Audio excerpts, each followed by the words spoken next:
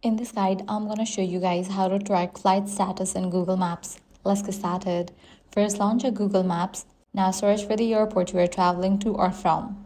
Once the airport appears in the search results, tap or click it to open the airport's information page. Here you will find useful details such as terminals, parking, restaurants, shop, and other airport services. Next, scroll to the airport information and look for these sections such as flights, departures, or arrivals. If the airport supports this feature, Google Maps may display a list of scheduled flights along with their current status.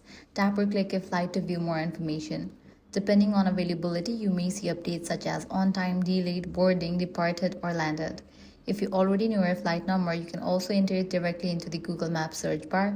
If Google Maps supports that flight, it may display the current flight status along with available details such as departure and arrival times or terminal information. Keep in mind that flight information in Google Maps is only available for supported airports and airlines.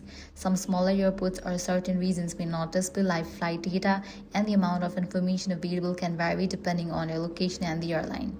For supported airports, Google Maps provides a convenient way to check flight updates while also accessing directions, parking information, terminal layouts, and other travel-related details all from one place. That's it. If this guide helped you out, do not forget to like, share, and subscribe.